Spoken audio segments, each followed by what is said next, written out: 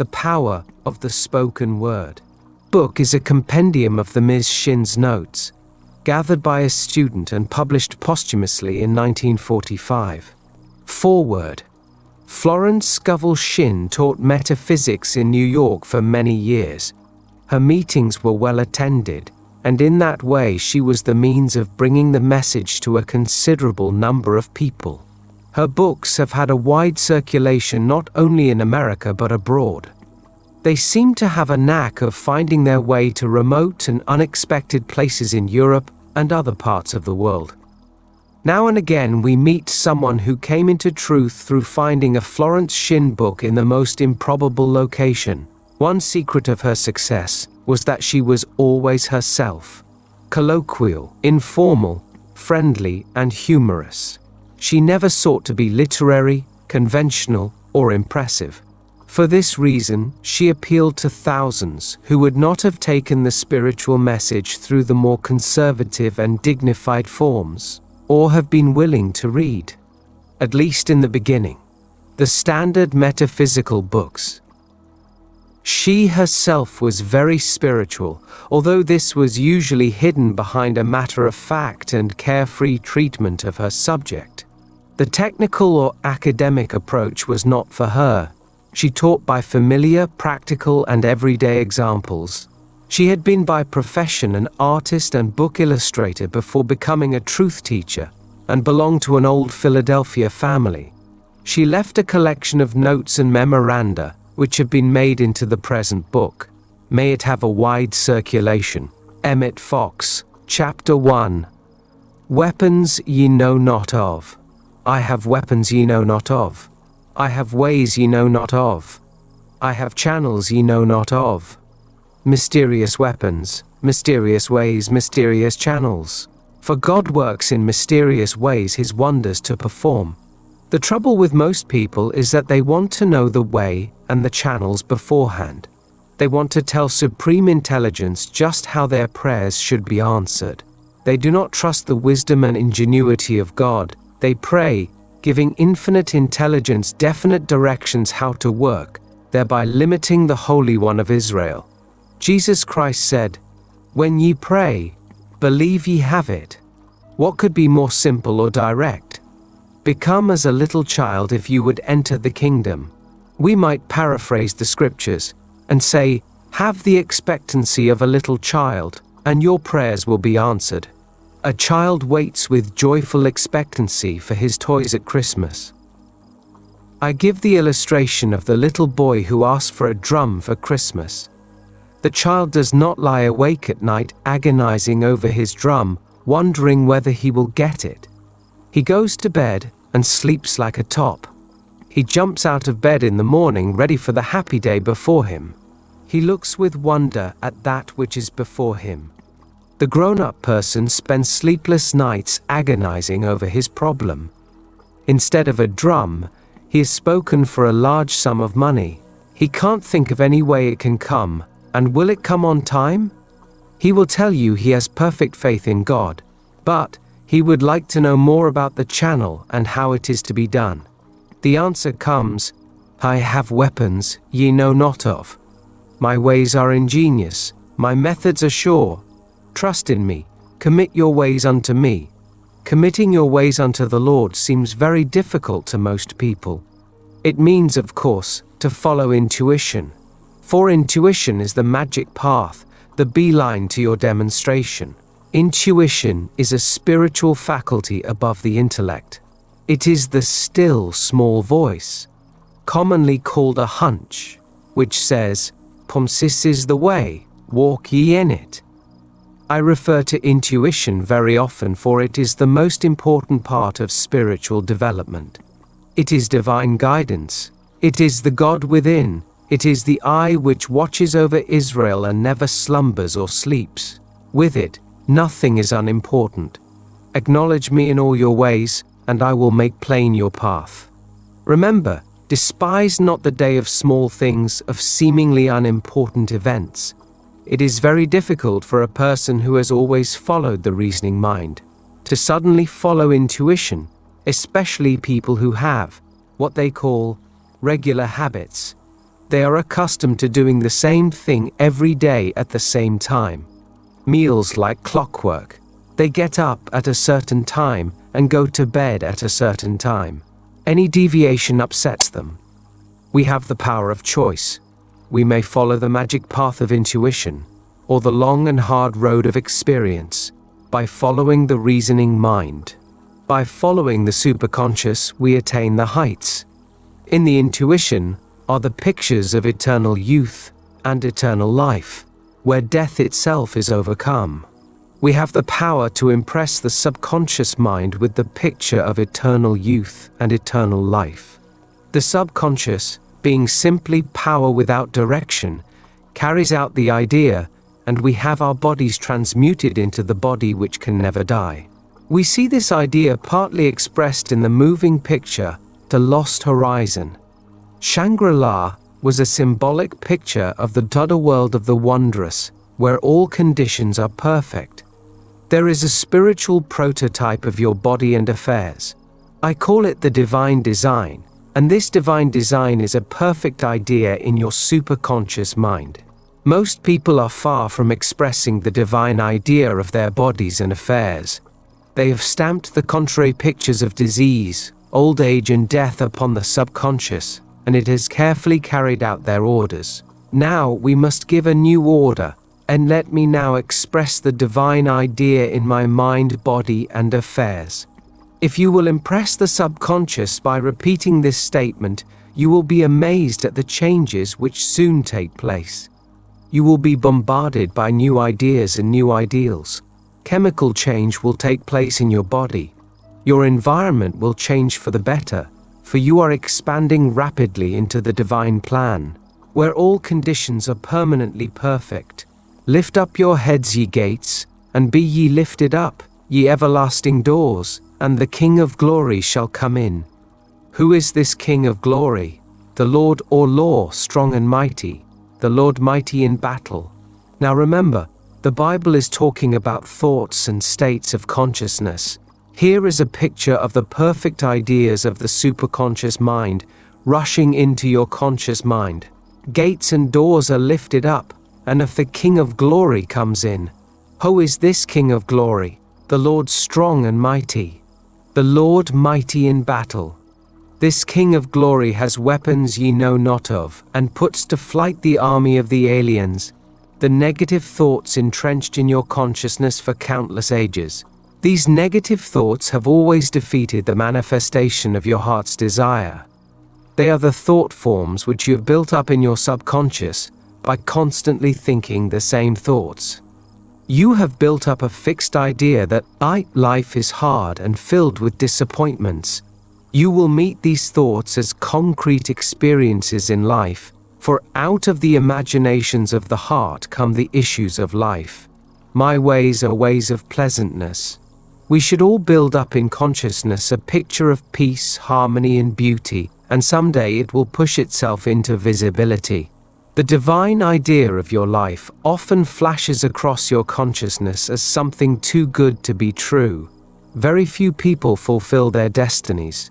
Destiny means the place you were destined to fill. We are fully equipped for the divine plan of our lives. We are more than equal to every situation. If we could get the realization back of these words, doors would fly open and channels be cleared. We could actually hear the hum of divine activity, for we would be linked with infinite intelligence which knows no defeat. Opportunities would come to us from unexpected quarters. Divine activity would operate in and through all our affairs, and the divine idea would come to pass. God is love, but God is law. If ye love me, keep my commandments, all laws. Dr. Ernest Wilson told me that his first knowledge of truth came through reading Emerson's Concentration. Concentration means loving absorption. We see children lovingly absorbed in their play. We can only be a success in a line which interests us greatly. Great inventors are never bored with their work, or they would not bring forth great inventions. Never try to force a child to be something he does not want to be. He will only prove a failure. The first start toward success is to be glad you are yourself. So many people are bored by themselves. They have no self-reliance and are always wishing they were someone else. When I was in London, I saw a man on the street selling a new song. It was called "And Tickled to Death I'm Me." I thought that was a wonderful idea. Start out by being glad you are yourself. Then you can expand rapidly into the divine plan of your life where you fulfill your destiny. You may be sure that the divine plan of your life will give you perfect satisfaction. You will no longer envy anyone. People often become impatient and discouraged. I was inspired by reading in the paper about Omaha, the famous racehorse. The article said, Omaha has to run a mile before he gets into his stride. There are no doubt a lot of Omahas in the world, but they can get into their spiritual stride and win the race in the twinkling of an eye. Delight thyself also in the Lord, and he shall give thee the desires of thine heart. Delight thyself in the law, and it will give to thee the desires of thine heart. Delighting yourself in the law means to enjoy making a demonstration. To enjoy trusting God means to be happy in following your intuitive leads. Most people say, "Oh dear, I've got to demonstrate money again," or "Oh dear, my hunches make me so nervous, I haven't the nerve to follow them." People enjoy playing golf and tennis. Why can't we enjoy playing the game of life? It is because we are playing with unseen forces. With golf or tennis, they have balls they can see, and a goal which is visible to the naked eye. But how much more important is this game of life? The goal is the divine plan of your life, where all conditions are permanently perfect. In all thy ways acknowledge him, and he will make plain thy paths. Every moment we can link with intuition will give us as definite a lead as a signpost. So many people are leading such complicated lives because they are trying to think things out instead of intuiting the way out. I know a woman who says she has a thorough knowledge of truth and its application, but the minute she has a problem, she reasons and weighs and measures the situation. It is never solved. Intuition flies out of the window when reason comes to the door. Intuition is a spiritual faculty, the superconscious, and never explains itself. There came a voice before me saying, "'Tis is the way, walk ye in it." Someone asked me if the reasoning mind was ever any good. The reasoning mind must be redeemed. Trust in spiritual law and it will be given you. Your part is to be a good receiver, prepare for your blessing, rejoice and give thanks, and it will come to pass. I have weapons ye know not of, I have ways which will astound you. Chapter 2. I give unto you power. Luke 10:19.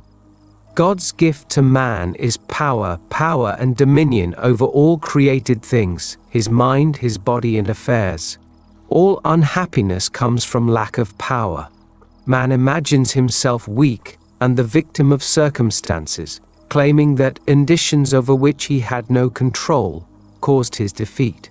Man by himself is indeed a victim of circumstances, but linked with God power, all things are possible.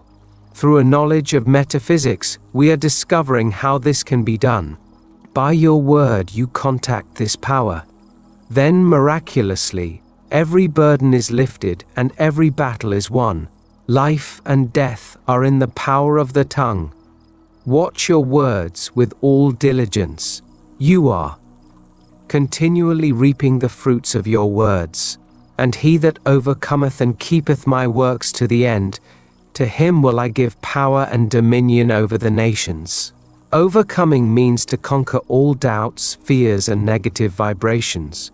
One man with perfect peace and perfect poise, filled with love and goodwill, could dissolve all negative vibrations. They would melt away like snow under the sun. Jesus Christ said, "All power is given unto me to bring heaven upon earth." Let us give thanks that this is now coming to pass.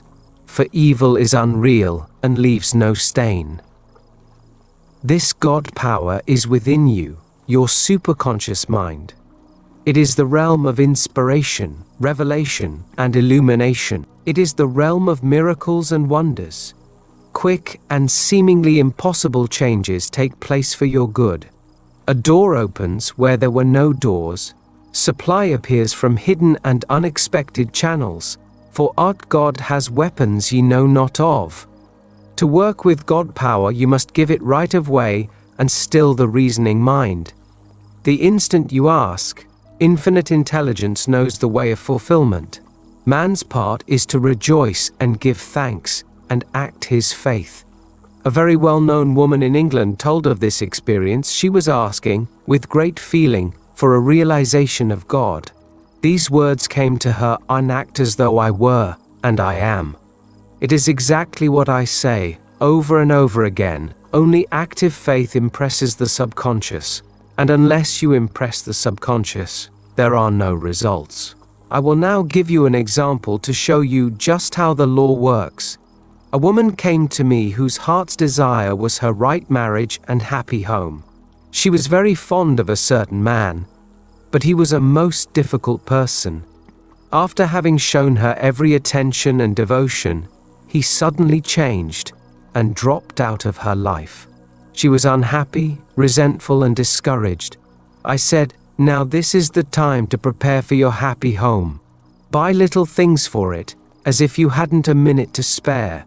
She became quite interested in shopping for her happy home, when all appearances were against it. "Now," I said, "you'll have to perfect yourself on the situation and become immune to all resentment and unhappiness." I gave her the statement, I am now immune to all hurt and resentment. My poise is built upon a rock, the Christ within. I said, anyone you are immune to all hurt and resentment, this man will be given you or his equivalent. It took many months when one evening she came to see me and said, I have only the kindest and most friendly feelings for this man.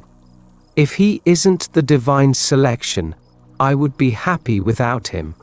Not long after, she happened to meet the man. He was so sorry for the way he had acted. He begged her to forgive him. Not long after, they were married and a happy home came into manifestation. It had built itself around her active faith. Your only enemies are within yourself. The woman's enemies were hurt and deep resentment. They are indeed serpents and scorpions. Many lives have been wrecked by these two enemies. Linked with God power, all opposition vanished from this woman's life. Nothing could by any means hurt her. Think what that means, to have a life free from all unhappy experiences.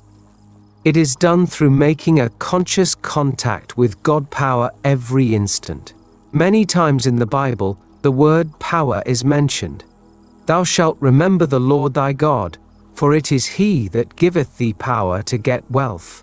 A person with a rich consciousness attracts riches. A person with a poor consciousness attracts poverty. I have seen people in this truth rise out of lack and limitation by linking with the God power within, not depending on the external. Trusting in God gives you irresistible power, for this supreme intelligence only knows the way of fulfillment. Trust in me, and I will bring it to pass. All our knowledge of truth can bring us is to know that God is the only power, one presence, one plan. When you have the fixed idea that there is only one power in the universe, God power, all appearance of evil will disappear from your world. In getting a demonstration, we must acknowledge only one power. Evil comes from man's own vain imaginings. Withdraw all power from evil, and it is powerless to hurt. I will give you an example which shows the working of the law. I was in a restaurant with a friend who spilled something on her dress. She was sure it would leave a stain. I said, well, give it a treatment. I made the statement, an evil is unreal and leaves no stain. I said, now don't look, leave it to infinite intelligence. In about an hour we took a look, and there was not the slightest stain. What is true of a little thing is true of a big thing. You can use this statement for past misfortunes or mistakes. And somehow or other, under grace, the effects will disappear, they will leave no stain. Many people are using personal power instead of God power, which always brings unhappy reaction. Personal power means forcing personal will. I will give the example of a woman I knew a long time ago. She married a man who worked on a newspaper, drawing a comic strip. His drawings demanded a knowledge of slang, which he used on every occasion. She decided he should cultivate his mind and read the classics. They moved to a college town so that he could go to college. She insisted upon his going to college. He resisted a little at first, then he grew to like it. Soon he was steeped in the classics. He wouldn't talk anything but Plato and Aristotle. He wanted the food cooked the way they cooked, and eat the simple food they ate. Her life had become a nightmare. After that, she never tried to change people. The only person to change is yourself. As you change, all the conditions around you will change. People will change. When you are undisturbed by a situation, it falls away of its own weight. Your life is outpictured by the sum total of your subconscious beliefs. Wherever you go, you take these conditions with you. I am strong in the Lord and the power of his might. I am backed by unnumbered hosts of power. Power means dominion, and dominion means control. Man controls conditions by a knowledge of spiritual law. Suppose your problem is lack or limitation. Your urgent need is supply. Link with this God power within and give thanks for your immediate supply. If you are too close to the situation, if you are filled with doubts and fears, go to a practitioner for help, someone to see clearly for you. A man told me while at a truth center at Pittsburgh, he heard people talking about me, and he said, "Who in heck is Florence Scovel Shinn?" Someone replied, "Oh, she wrote The Game of Life. If you write to her, she'll get you a miracle." He said he promptly wrote to me and got a demonstration. Jesus Christ said, "For when two of you agree, it shall be done." Do not hesitate to ask for help if you cannot see clearly your good. Jesus Christ saw clearly for the people he healed. He did not tell them to heal themselves. Of course, you can reach the state where you do not need any help, when you have the fixed idea that God's power is the only power and that God's plan is the only plan. We cannot take blessings from infinite intelligence, they must be given us. Man's part is to be a grateful receiver. Behold, I give unto you power to tread on serpents and scorpions, and over all the power of the enemy, and nothing shall by any means hurt you. Thou madest him to have dominion over the works of thy hands, and hath put all things under his feet, all sheep and oxen, yea, and the beasts of the fields. This is God's idea of man, but man's idea of himself is one of limitation and failure. It is only in a big moment that man seems to rise to his power and dominion. It isn't until we face a situation of lack that we suddenly express the power which has already been given us. I have known people who are usually nervous and anxious to become poised and powerful when confronted by a big situation. Hear, O Israel, ye have no need to fight, stand ye still and see the salvation of the Lord. People often ask, what does it mean to stand still, to do nothing at all? Standing still means to keep your poise. I said to a man who was tense and anxious, "Take it easy and see the salvation of the Lord." He replied, "Oh my, that has helped me a lot." Most people are trying too hard. They carry their burdens and fight their battles and are therefore always in a turmoil and never get what we call a demonstration. Stand aside and see the salvation of the Lord. We might paraphrase the scriptures and say, "Hear, hear, O Israel, you will never win this battle by fighting. Leave it entirely to me, and it will be given you." Following the magic path of intuition, you escape all complications and friction, and make a beeline to your demonstration. Remember, we are told not to despise the day of small things. It is a great mistake to think that anything is unimportant. I was going to a shop to buy 2 articles. In my vicinity are 2 shops, an expensive one and one where all the things are a little cheaper, but the articles are exactly the same. The reasoning mind said, "Go to the cheaper place," but intuition said, "Go to the expensive place." Of course, I followed that magic path.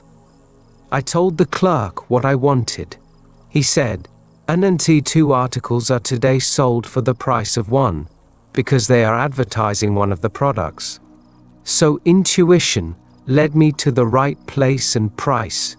The difference in price was only about 50 cents, but intuition always looks after our interests.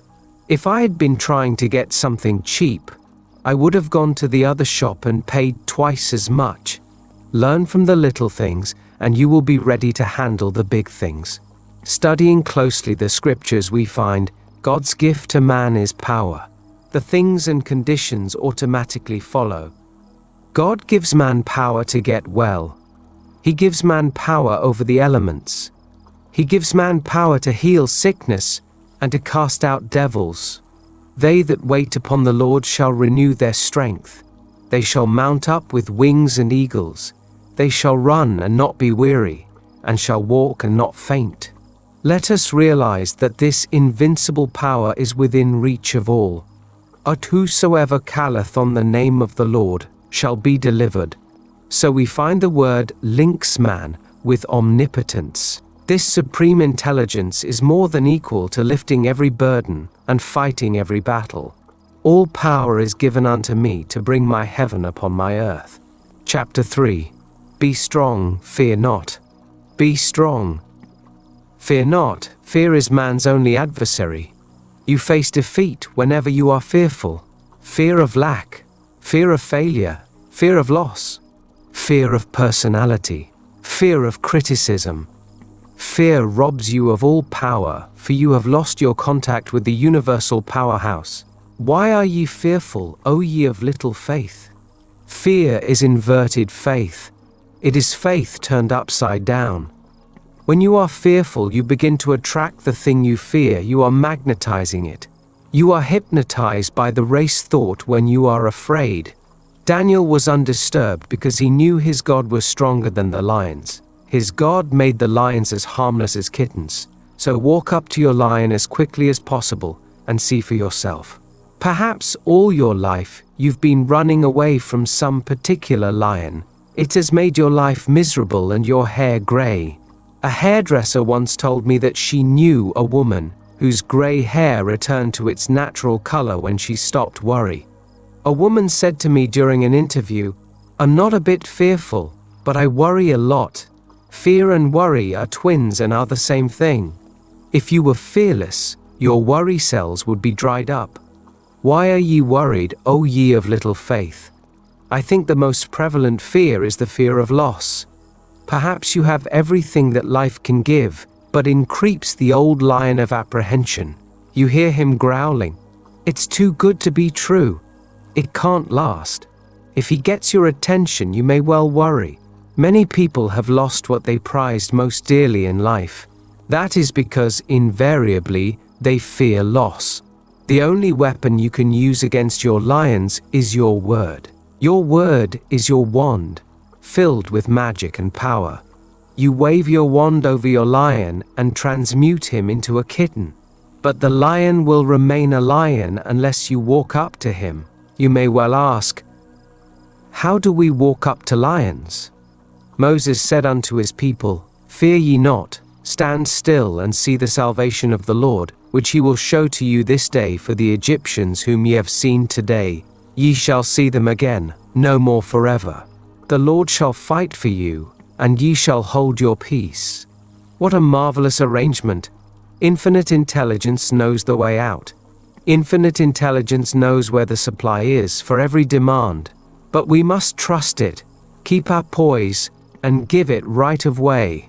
So many people are afraid of other people. They run away from disagreeable situations, so of course, the situation runs after them. The Lord is my light and my salvation. whom shall I fear? The Lord is the strength of my life, of whom shall I be afraid?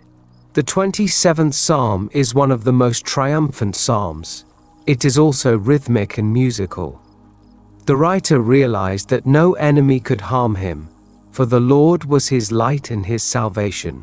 Now remember, your only enemies are within yourself. The Bible is speaking of the enemy thoughts, your doubts, fears, hates, resentments, and forebodings. Every negative situation in your life is a crystallized thought. It has been built up out of your own vain imaginings.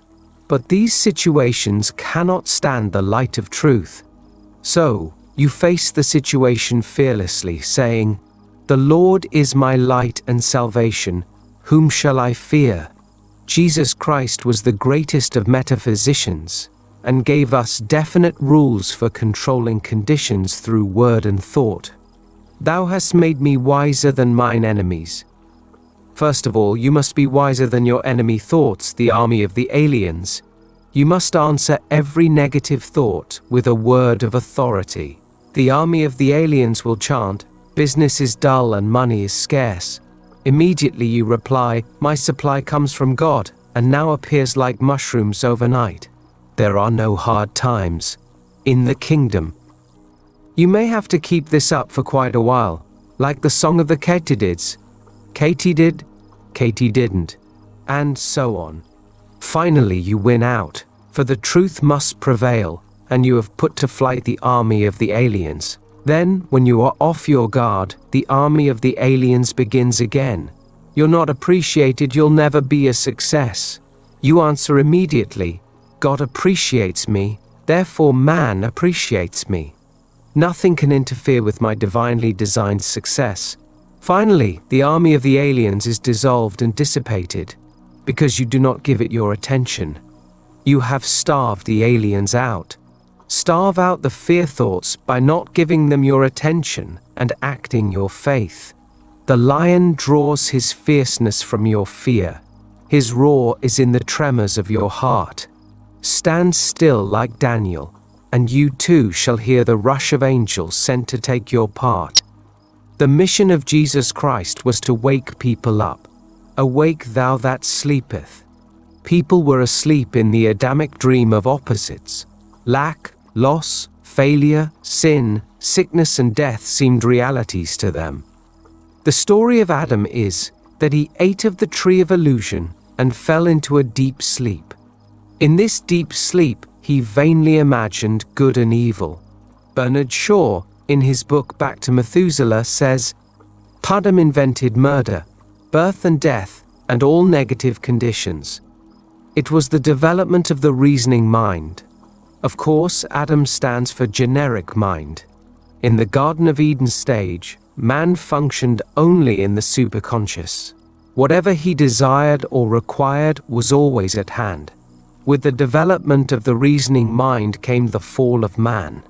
He reasoned himself into lack, limitations, and failure. He earned his bread by the sweat of the brow, instead of being divinely provided for. Jesus Christ's message was to bring people back into the fourth dimension, the Garden of Eden consciousness. In the th chapter of John, we find the summing up of all his teachings. He called it, "and the gospel," which means "I good tidings." With amazing simplicity and directness, he told the people that if they asked, believing, they would receive, attributing the power always to the Father within. God is the giver, man the receiver. This supreme intelligence supplies man with all that he desires or requires. This was certainly a doctrine to wake people up. He proved his statements with miracles and wonders. One of the most dramatic miracles was the healing of the man who had been blind from birth. The opponents of Jesus questioned the man, hoping to find something against him. But the man would only say, say tian thing I know, whereas I was blind, now I can see." This is a marvelous statement to make to yourself. Whereas I was blind, now I can see. Perhaps you were blind to your good, blind to your opportunities, blind to your intuitive leads, blind to appearances. mistaking friends for enemies. When you are awake to your good, you know there are no enemies, for God utilizes every person and situation for your good. Hindrances are friendly, and obstacles stepping stones. One with God, you become invincible. This is a very powerful statement, and God's invincible power sweeps all before it. I ride the waves into my promised land. Riding the waves, they take you to your destination, free from the undertow of negative thinking, which would pull you down. Your thoughts and desires are always taking you somewhere. Prentice Mulford says, "To persistent purpose, that strong desire, that never-ceasing longing, is a seed in the mind. It is rooted there, it is alive, it never stops growing. There is a wonderful law involved in it. This law, when known, followed out, and trusted, leads every individual to mighty and beautiful results. The law followed with our eyes open, leads to more and more happiness in life, but followed blindly with our eyes shut, leads to misery. This means that desire is a tremendous vibratory force and must be rightly directed. Take this statement. I only desire that which infinite intelligence desires through me. I claim that which is mine by divine right, and under grace in a perfect way. You will then cease desiring the wrong things, and the right desires will take their place. Your dreary desires are answered drearily. Your impatient desires are long delayed or violently fulfilled. It is important never to lose sight of this. Many unhappy situations have been brought about through dreary or impatient desires. I will give an example of a woman who was married to a man who wanted her to go somewhere with him every evening. It wore her out, and night after night she wished impatiently that she could stay at home and read a book. The desire was so strong it commenced to bud. Her husband went off with another woman. She lost him and his support, but she had the time to stay at home and read a book. Nothing has ever come uninvited into your life. Prentice Mulford has also some interesting ideas on work. He said, "To succeed in any undertaking, any art or any trade or any profession, simply keep it ever persistently fixed in mind as an aim, and then study to make all effort toward it play or recreation. The moment it becomes hard work, we are not advancing." As I look back on my experiences in the art world, I see how true this is. From the Academy of Fine Arts in Philadelphia came 8 men, all of about the same age, who became distinguished and successful artists. They were called enlightening in contemporary art. Not one of them was ever known to work hard. They never drew from the antique. They never did anything in an academic way. They simply expressed themselves. They painted and drew because they loved it, for the fun of it. They tell an amusing story of one of them who became a very well-known landscape artist, taking many medals and honorary mentions at exhibits. He had a one-man show in New York City at one of the big galleries, and was seated reading a paper. An enthusiastic woman rushed up to him and said, "Can you tell me anything about the wonderful man who painted these adorable pictures?" He replied, "Sure, I'm the guy that painted the damn things. He painted for fun. He didn't care whether people liked his pictures or not. Whereas I was blind, now I can see my right work, my perfect self-expression. Whereas I was blind, now I can see clearly and distinctly the divine plan of my life. Whereas I was blind, now I can see that God's power is the only power, and that God's plan is the only plan. The race thought is still with a belief in insecurity. Awake, thou that sleepeth. God is your eternal security of mind, body, and affairs. Let not your heart be troubled, neither be afraid." If you were wide awake to your good, you could not be troubled and fearful.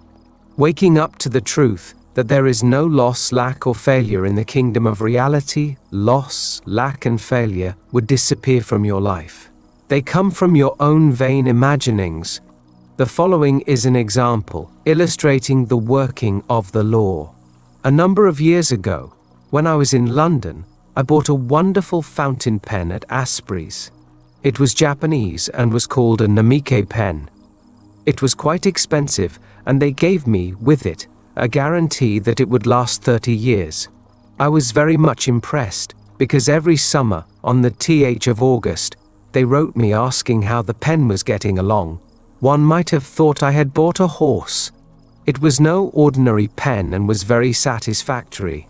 I always carried it with me, and one day I lost it. I immediately commenced denying loss. I said, "There is no loss in divine mind, therefore I cannot lose the Namike pen. It will be restored to me, or its equivalent." No shops that I knew of in New York City carried these pens, and London was a long way off, but I was charged with divine confidence. I couldn't lose the Namike pen. One day, going along Fifth Avenue in a bus, my eye caught a sign on a shop for the fraction of a second. It seemed to stand out in the light. It read, "I Oriental Craft Shop." I had never heard of it, but I had a strong hunch to go in and ask for a Namike pen. I got off the bus and went into the shop and asked. The saleswoman replied, "Why yes, we have quite an assortment. They have just been reduced to." I praised the Lord and gave thanks. I bought 3, and told the above story at one of my meetings. They were soon sold out as people rushed to get them. This was certainly an amazing working of the law, but I was wide awake to my good. I did not let any grass grow under my intuitive lead. The truth student knows he must prove the principle in his everyday affairs. Acknowledge me in all your ways, and I will direct your paths. Verily, verily, I say unto you, he that believeth on me, the works that I do, he shall do also, and greater works than these shall he do, because I go unto my Father. What wonderful faith Jesus Christ had in man. He held the vision of the race to come, the man made in God's likeness and image, imagination. And whatsoever ye shall ask in my name, that will I do, that the Father may be glorified in the Son. If ye shall ask anything in my name, I will do it. He explained to the people that they were under a system of gifts. God was the giver, man the receiver. Believest thou not that I am in the Father, and the Father in me? The words that I speak unto you, I speak not of myself, but the Father that dwelleth in me, he doeth the works. He told people to seek the kingdom, the realm of perfect ideas, where all things would be added unto them. He woke them up. Whereas I was blind, now I can see. There is nothing to fear, for there is no power to hurt. I see clearly before me the open road of fulfillment. There are no obstacles on my pathway. Thou madest him to have dominion over the works of thy hand. Thou hast put all things under his feet. Psalm 8:6, chapter 4. The glory of the Lord. Psalm 24. In the dictionary, I find the word glory, defined as radiance, splendor. Mine eyes have seen the radiance of the Lord. That means the law in action. We cannot see God, for God is principle, power, the supreme intelligence within us. But what we see are the proofs of God. Prove thou me herewith, saith the Lord of hosts, if I will not open the windows of hearing, and pour you out a blessing so great, there be not room enough to receive it. We prove God by directing God, power, and trusting in it to do the work. Every time we get a demonstration, we have proved God. If you have not received the desires of the heart, you have asked amiss. That is, you have not prayed aright. You receive your answer in the same way in which you sent out your demand. Your dreary desires are answered drearily. Your impatient desires are long delayed or violently fulfilled. Suppose you are resenting lack and limitation, and living in poor surroundings. You say with great feeling, I want to live in a big house, with beautiful surroundings. Sooner or later, you may find yourself a caretaker in a big and beautiful house, but you have no share in this opulence.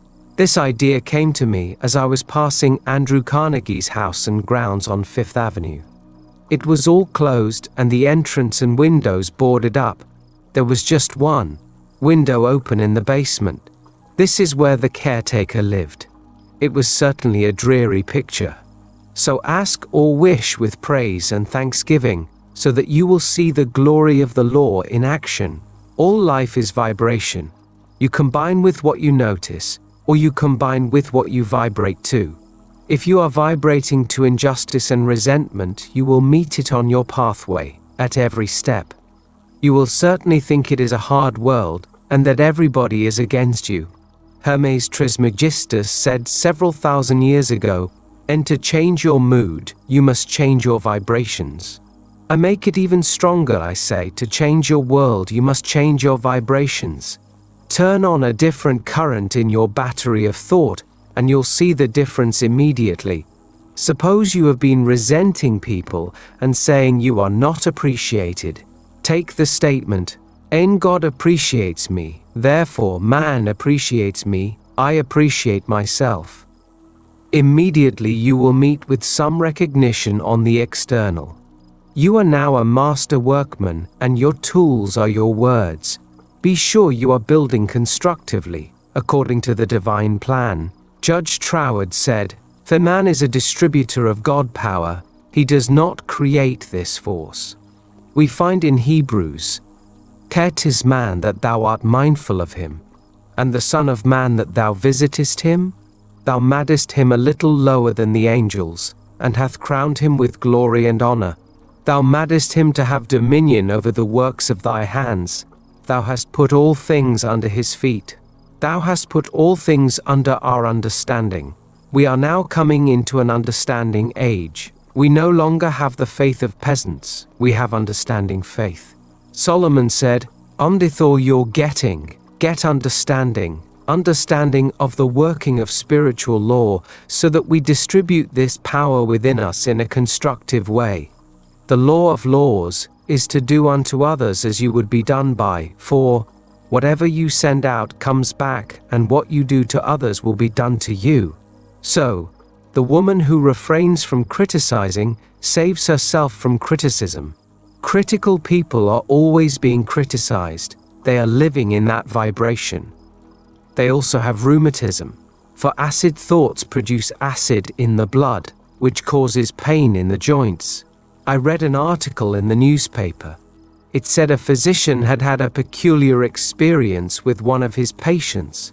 The woman had boils every time her mother-in-law paid her a visit.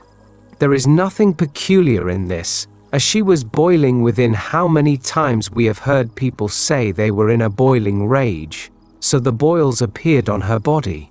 This does not include all mothers-in-law. I have known some very wonderful ones who have brought only peace and harmony with them. Skin trouble shows that someone has got under your skin. You have been irritated or angered. Here we see again, that man gives direction to this God power, through himself, vibrative to this power. All things are under his feet. All sheep and oxen, yea, the beasts of the field, the fowl of the air and the fish of the sea, whatsoever passes through the paths of the seas. What a picture of power and dominion for man. Man has power and dominion over the elements. We should be able to rebuke the wind and the waves. We should be able to put an end to drought.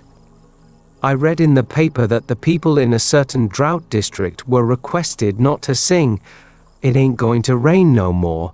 Knowing something of metaphysics, they realized the power of negative words.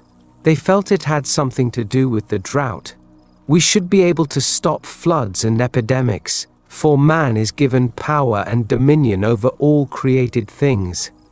Every time we get a demonstration, we are proving our power and dominion. We must be lifted up in consciousness for the King of Glory to come in.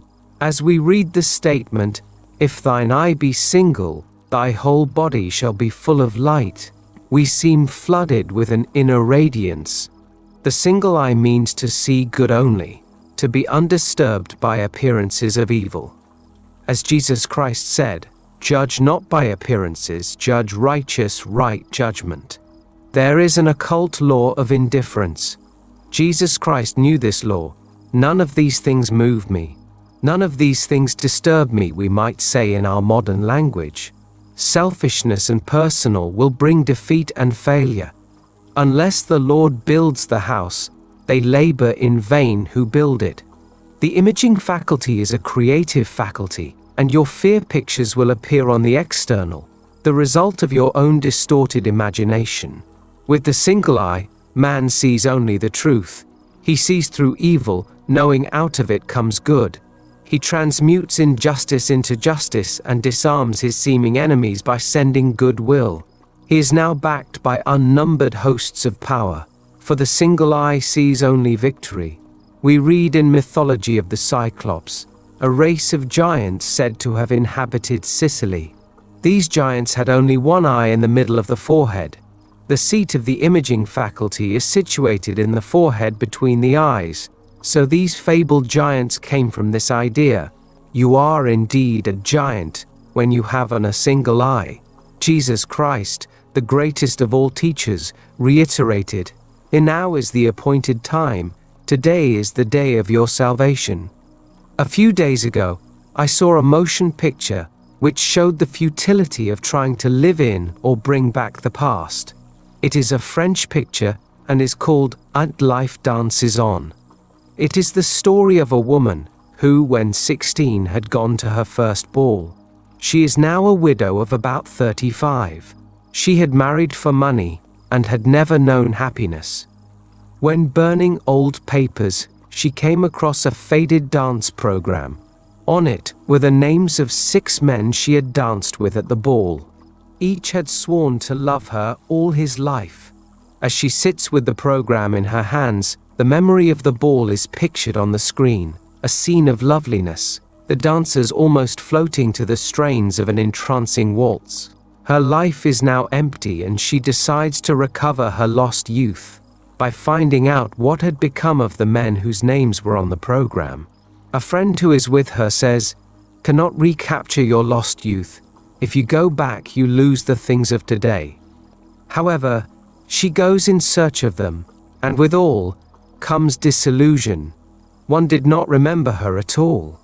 When she said, "Don't you remember me? I am Christine." He replied, "Christine who?" Some of them were living sordid lives. At last she returns to the town of her girlhood, where the 5th man lived. He had become a hairdresser. He talks to her gaily of old times, while he gives her a permanent wave.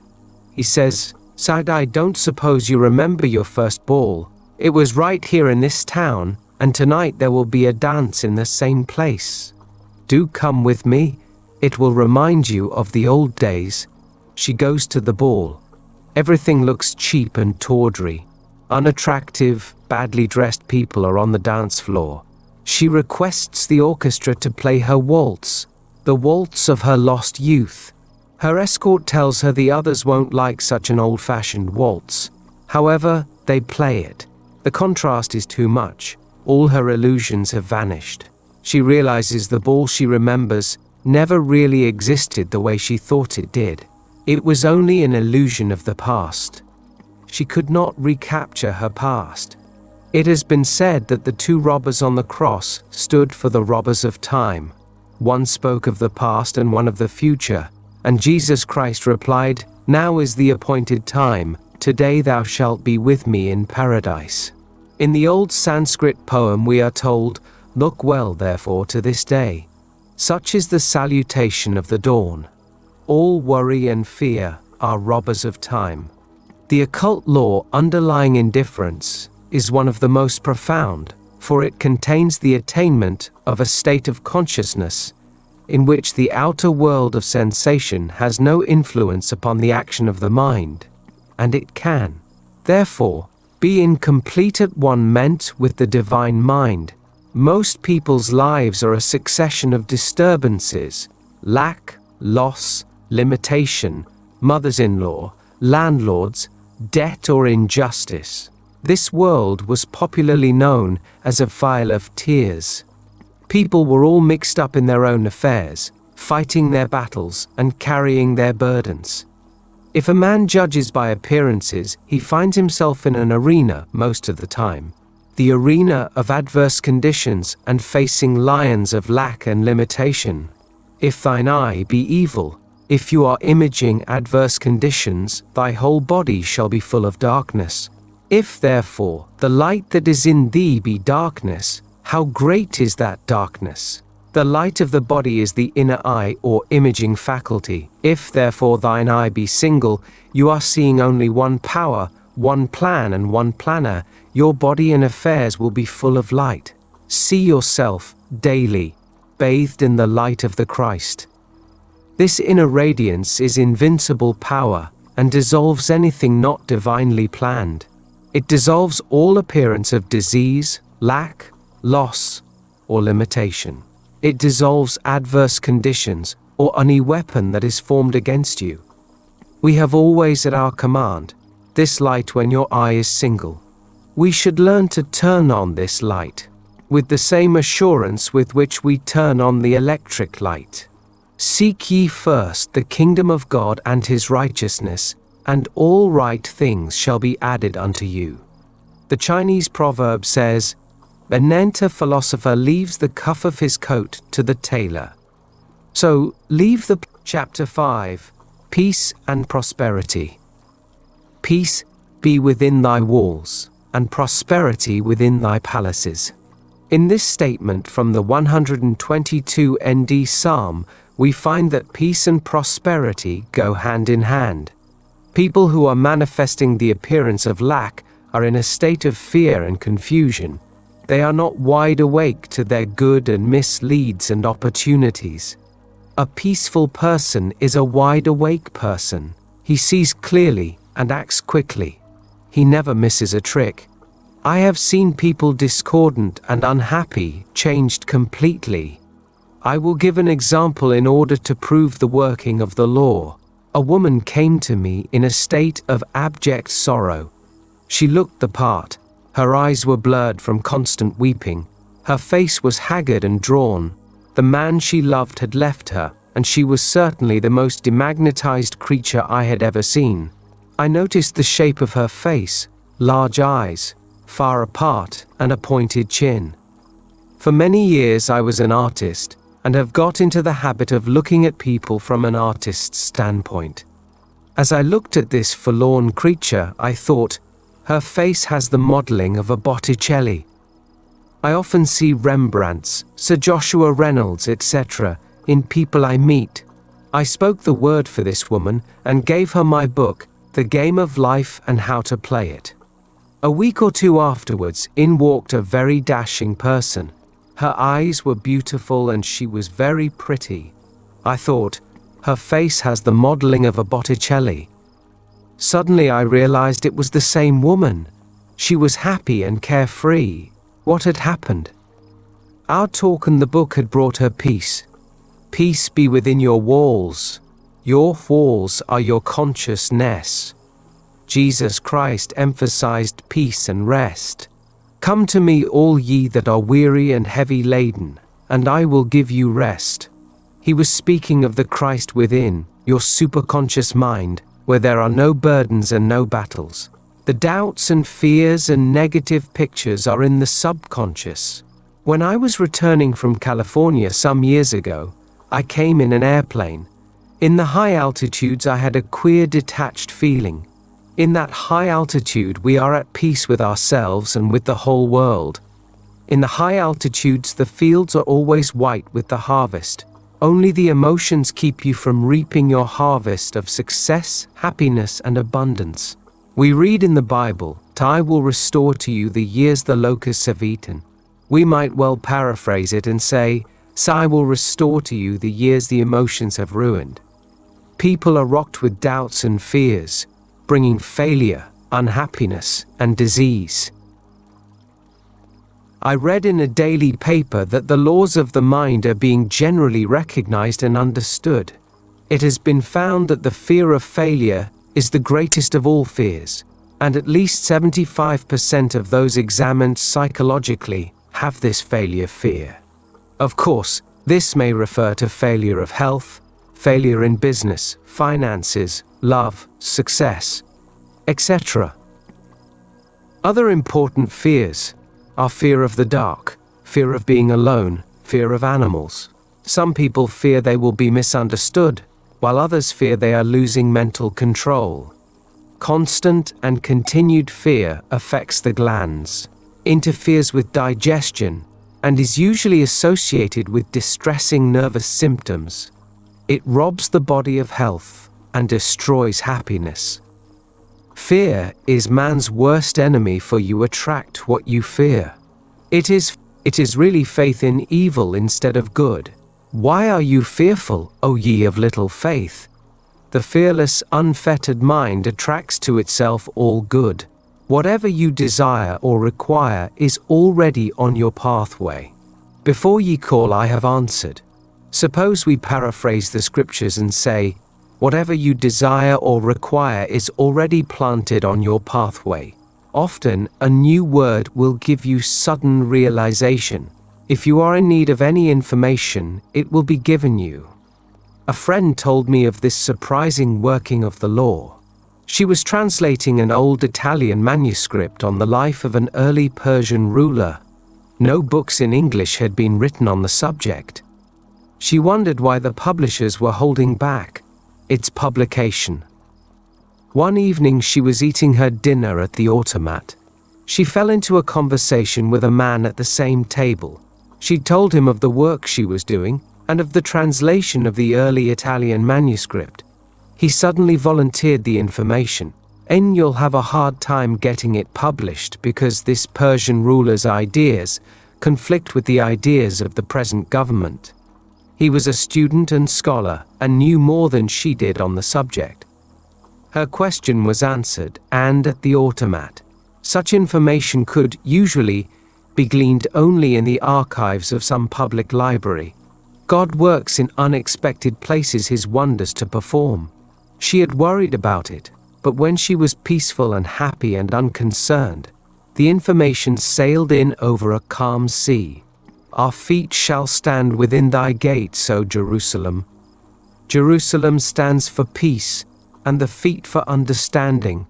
So understanding always brings us within the gates of peace. How can a person attain peace when his whole life is in a turmoil? By taking an affirmation. You cannot control your thought, but you can control your words, and eventually the word wins out. Most people have attracted inharmonious conditions because they have been fighting their battles and carrying their burdens.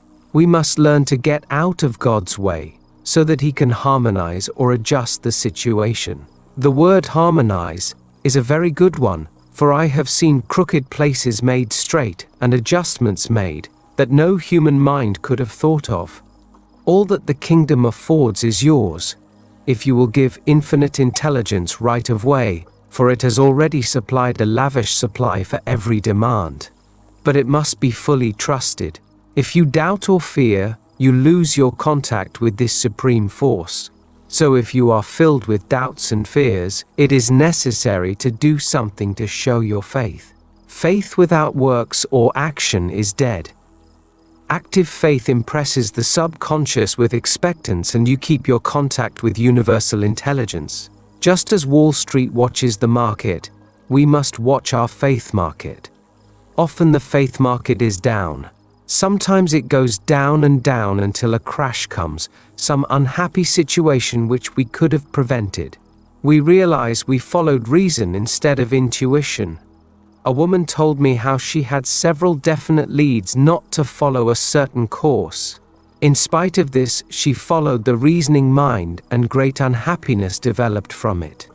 Intuition is our unerring guide. Practice following it in little things, then you will trust it in big things. I have a friend who is very intuitive. She sometimes calls up and says, "And I've just had a hunch to call you up, so I thought I would find out what it is about." Invariably, I have some mission for her. We are indeed living magic lives, guided, protected, and provided for. All fear would be banished forever with the realization of this amazing system the universal has provided for man. He would be unmoved by adverse appearances, knowing, as the early Hebrews knew, and Jehovah goes before, and every battle is won. A friend told me a very interesting story.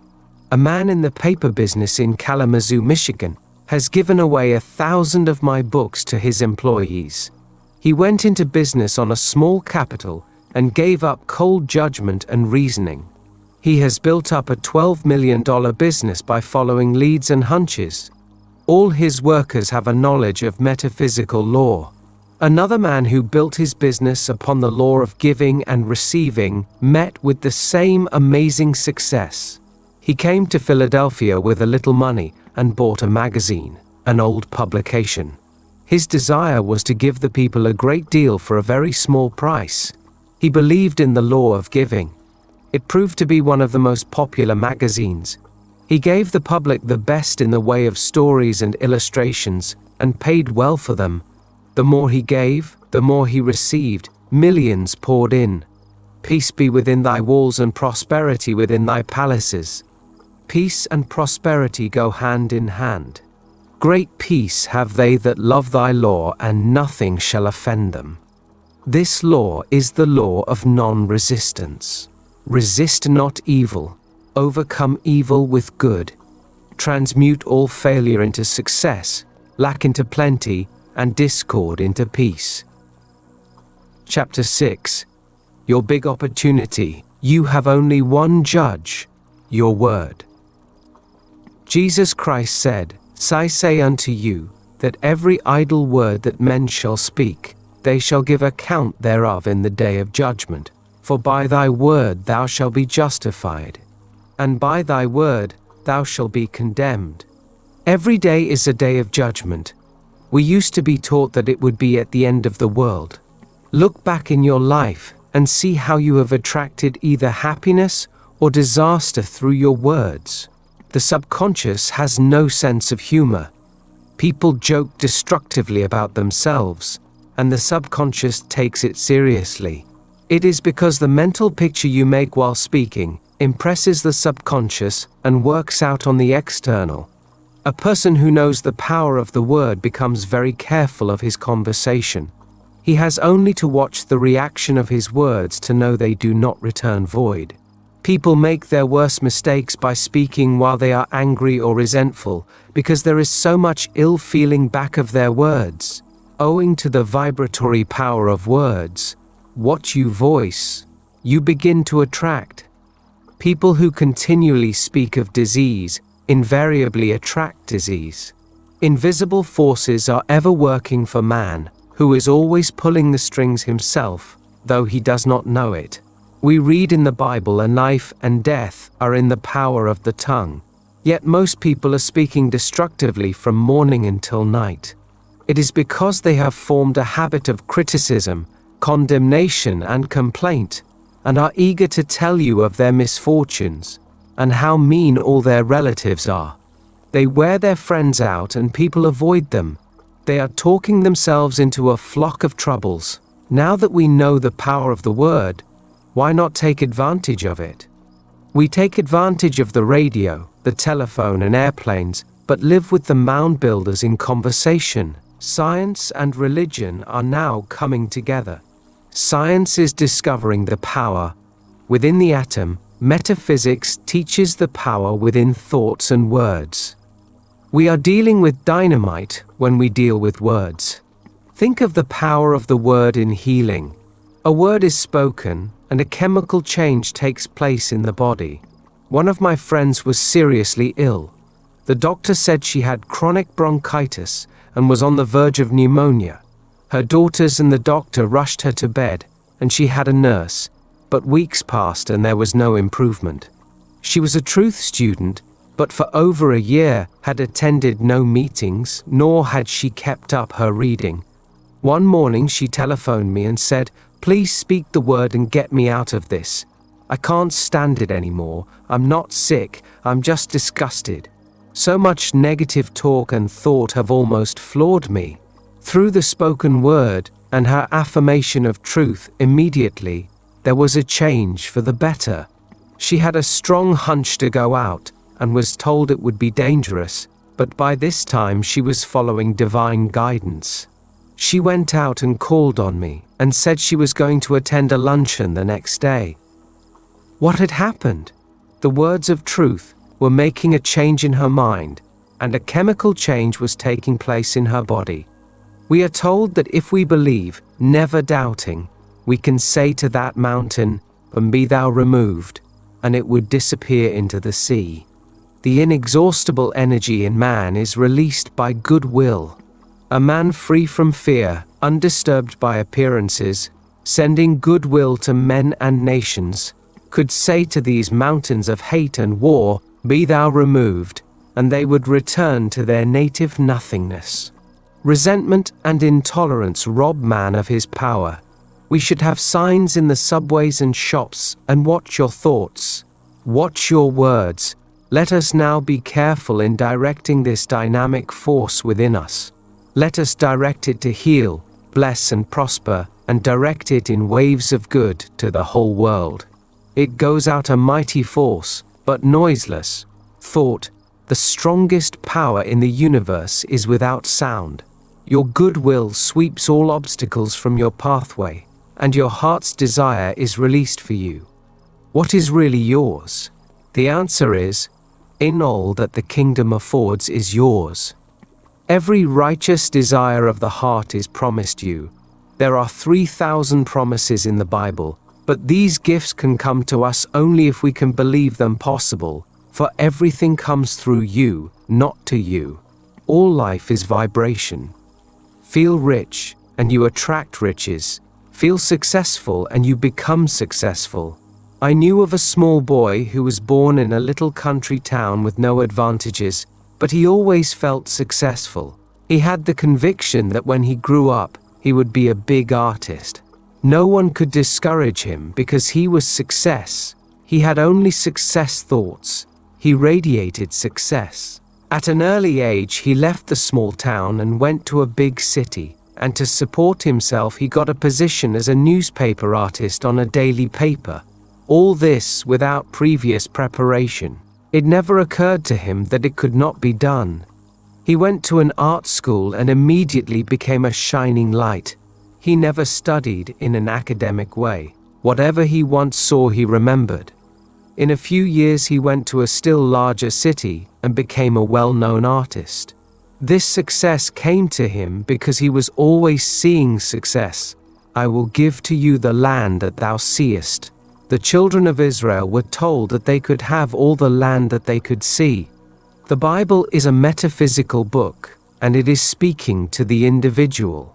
This minute, it says to each one of us, "So I will give to you the land that thou seest." So, what are you seeing with your inner eye? What pictures are you inviting into your life? The imaging faculty has been called the scissors of the mind. If you have failure thoughts, reverse the thought with the success thought. This sounds easy enough to do, but when a failure thought has become a habit, it takes eternal vigilance to dislodge it.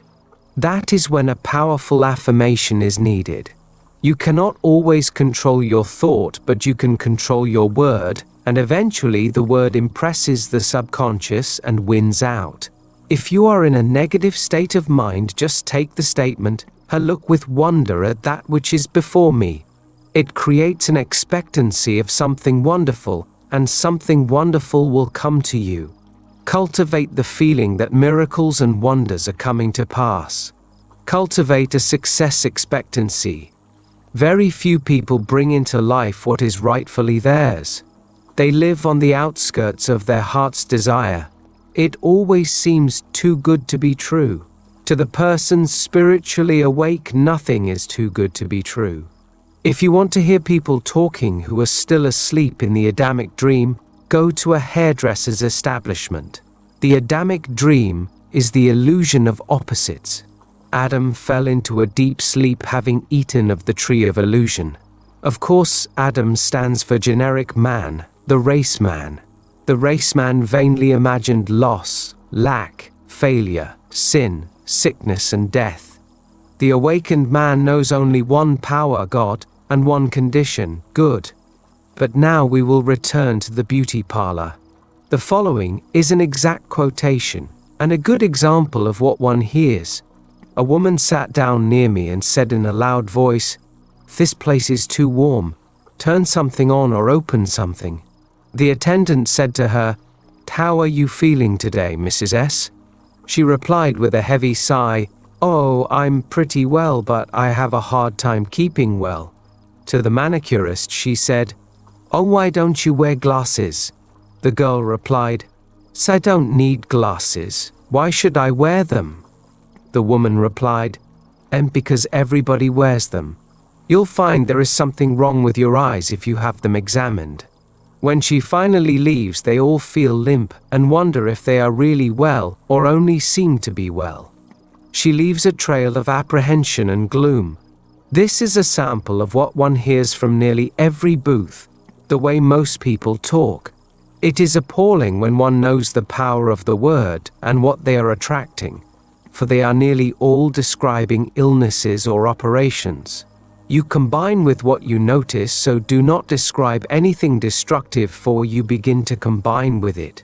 What is really yours? The blessings you bring to yourself, through your spoken or silent word, the things you see with your inner eye. Only your doubts, fears, and resentments keep your good from you. If you hate or resent a situation, you have fastened it to you, for you attract what you fear or dislike. For example, someone has been unjust to you, and you are filled with wrath and resentment. You cannot forgive that person. Time rolls on, and another person does the same thing. It is because you have a picture of injustice engraved in your subconscious. History will repeat itself until you think you are cursed with misfortune and injustice. There is only one way to neutralize it. Be absolutely undisturbed by injustice, and send goodwill to all concerned. My goodwill is a strong tower round about me. I now transmute all enemies into friends, all inharmony into harmony, all injustice into justice. You will be amazed at the working of the law. One student brought harmony out of chaos in her business affairs by that statement. Do not look back and hash over hard times, or you will be drawn back into these conditions. Give thanks for the dawn of a new day. You must be immune to all discouragement and adverse appearances. All that you desire or require is already on your pathway, but you must be wide awake to your good to bring it into manifestation. After making statements of truth, you suddenly have a flash of realization. You suddenly feel yourself in a new environment. You feel old negative conditions falling away. I once said to a woman, "And the walls of lack and delay now crumble away, and you enter your promised land, under grace." She said she had a sudden flash of a wall crumbling away, and that she stepped over it. Soon after that, the change came, and she really did enter her promised land of plenty. I knew a woman whose daughter's desire was a home and husband. In her early youth, she had had a broken engagement. Whenever a possible marriage appeared on the horizon, she became frantic with fear and apprehension, picturing vividly another disappointment, and she had several. Her mother came to me to speak the word for her right marriage, divinely designed, which could not be interfered with.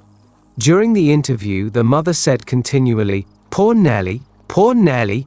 I said, "Do not call your daughter poor Nellie again. You are helping her to be demagnetized. Call her lucky Nellie, fortunate Nellie, for you must have faith that God now gives to her the desires of her heart." The mother and daughter persisted in making their affirmations. She has now fulfilled her destiny, for she is Mrs. Nellie, the demon of fear dissolved forever. There are wonderful statements in the Bible referring to the breaking down of negative thought forms. The power of the Spirit is mighty even unto the pulling down of strongholds. The human mind is helpless to cope with these negative thoughts. The victory is won by the God within, the superconscious mind. Brethren, whatsoever things are true, whatsoever things are honest, whatsoever things are just, whatsoever things are pure, whatsoever things are lovely, Whatsoever things are of good report, if there be any virtue, and there be any praise, think on these things. Philippians. If people obeyed this, general conversation would come to a standstill for a while, until people learn to talk about Chapter 7. In nothing be anxious. All through the Bible we are told not to be anxious, not to be fearful, not to hoard or save, because an invincible, invisible power is at man's command to supply every need. But we were told that it would not work unless we believed in it. If thou canst believe in this God power, all things are then possible. It is difficult for man to believe in this power, because he has had a right training in unbelief. I'll believe only what I can see was supposed to be the height of wisdom. We lived in a world of externals, where we thought everything had just happened. We did not know that back of every happening was a cause, that we, ourselves, started in motion the machinery which produced good or evil in our pathway. We did not know that words and thoughts are a form of dynamite, and should be handled carefully, with wisdom and understanding. We hurled out into the ethers words of anger, resentment, or self-pity, then wondered why life was so hard. Why not experiment with faith, trust this invisible God power, and in nothing be anxious, but in everything by prayer and thanksgiving, let your requests be made known unto God. Could anything be more simple or direct? Anxiety and habit have become habits. The old thought forms you have built up in the subconscious hang on like barnacles on an ocean liner. But the ocean liner is put in dry dock once in a while to have the barnacles scraped off, so your mental barnacles will have to go through the same process. The dry dock is a big situation. I know of a woman who had been a coward all her life, particularly about finances. She worried all the time about money. She came into this truth, realized how she had limited herself, and suddenly made the giant swing into faith. She commenced to trust God, and not the external, for her supply. She followed her intuitive leads about spending. If any of her clothes made her feel poor, she would discard them at once, getting something new to make her feel rich. She had very little money, but gave 1/10 a tithe to good works. She was winding herself up into a new vibration. Very soon, things commenced to change on the external. A woman, on whom she had no claim, who was merely an old friend of her family, left her $1,000. A few months later, another 1,000 came in. Then a big door opened for her supply, and many thousands came in. She had tapped her invisible supply from the bank of the universal. She had looked to God only for her supply, then the channels opened. The point I am bringing out is that she had lost all anxiety about money matters. She had established in her subconscious the firm conviction that her supply came from God, and it never failed. Man is an instrument for infinite intelligence to work through. It will express through him as success, happiness, abundance, health, and perfect self-expression, unless fear and anxiety make a short circuit. If we want examples of fearless faith, go to the circus. The circus people perform seemingly impossible feats because they think they can, and see themselves doing it. Faith means that you can see yourself receiving all these things that you desire. Say, I will give to thee the land that thou seest. You can never do a thing you cannot see yourself doing, or fill a place you cannot see yourself filling, not visualizing, making a mental picture. This is a mental process and often brings wrong and limited results. It must be a spiritual realization, a feeling that you are already there, be in its vibration. I was very much impressed with the story of a great football player who was the greatest all-round athlete in the world, who trained in a hammock. One day he was lying there drowsing in the sun, and the trainer came up to him with tears streaming down his face and said, "Jim, for the love of Mike and your country, won't you get up and out of that hammock and do something?" Jim opened one eye and said, "I was just thinking about that. I was going to send for you." "Fine, good," said the trainer. "What do you want me to do?" "First," said Jim, "so I want you to mark off 25 feet there on the ground." The trainer did so. "Then what?" said the trainer. "That's all," said Jim, and he closed his eyes and swung happily. After at least 5 minutes he opened them and looked at the marks for a few seconds, and then closed his eyes again. "What's the idea?" yelled the trainer. "What are you doing?"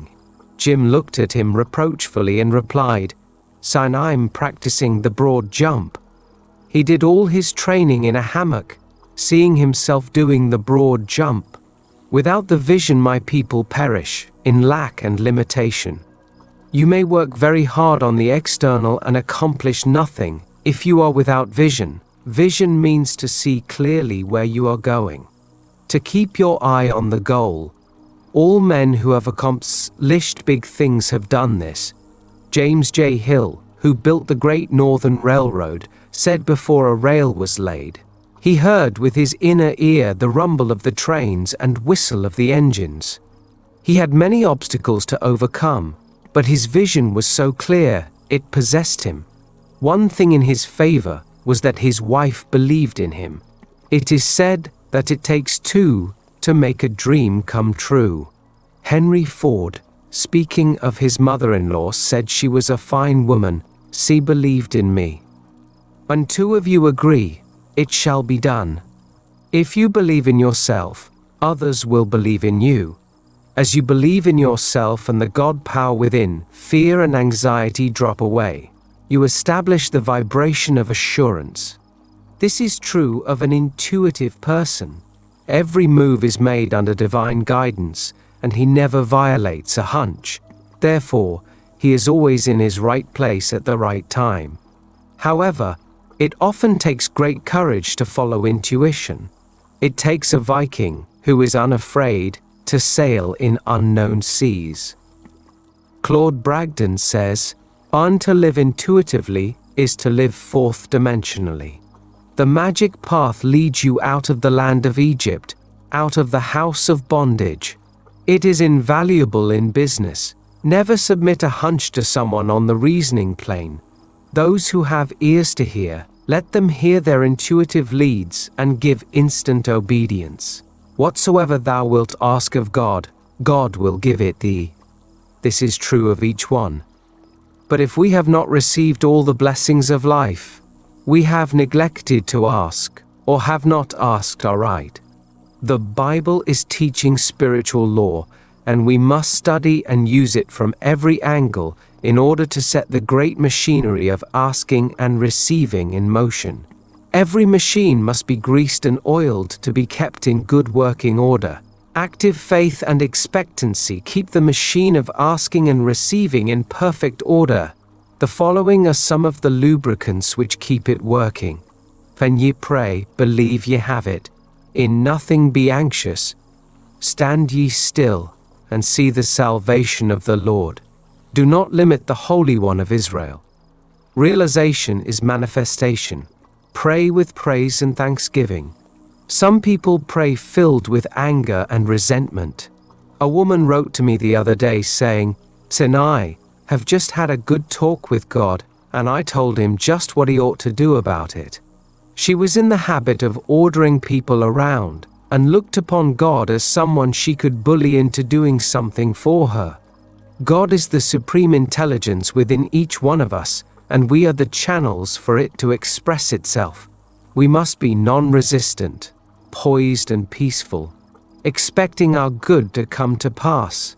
We are the receivers, God is the giver, and he must create his own channels. We find there is quite an art in praying aright. God must have right of way, his way, not your way. The moment you make your demand, infinite intelligence knows the way of fulfillment. If you decide how your prayer shall be answered, you have blocked the divinely designed channel. Then you are apt to say, never have my prayers answered. We must acquire a technique and send out a sincere desire, which is a prayer. We are free from all clutch or anxiety when we say, if this is according to the divine plan, we will receive it. If not, give us its equivalent. Be careful not to force anything not divinely planned. We must know that linked with God power, nothing can defeat us. God's ways are ingenious, His methods are sure. Two of the most beautiful psalms are the 23rd and the 121st. Both give one a feeling of absolute security and were written by a man who had experienced the working of spiritual law. The God within protects, guides, and provides when fully trusted. Most people lose what they love most through fear of loss. They take every precaution on the external, not trusting the protection to the eye which watches over Israel. Put whatever you love under the law of divine protection. The most important part of demonstrating is showing fearless faith.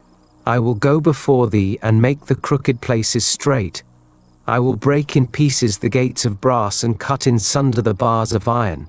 The Bible is talking about states of consciousness, and the gates of brass and bars of iron are your doubts, fears, resentments, and anxieties. The gates of brass and bars of iron are of our own making and come from our own vain imaginings, a belief in evil. There is a story of a herd of wild elephants. They were corralled in an enclosure, but the men had no way of keeping them in, so they dug stakes and put a rope all around the enclosure. The elephants thought they could not get out. They could have just walked over the rope and stepped out, but they had the illusion that the rope kept them in. This is the way with people. Doubt and fear is a rope stretched around their consciousness. It makes it impossible for them to walk out into clear thinking. Clear vision is like a man with a compass. He knows where he is going. Let intuition be your compass, and it will always get you out of the woods. Even a man without a compass, led by intuition, would find his way out of the jungle, or be able to steer a ship at sea. Intuition will tell you to walk over the rope.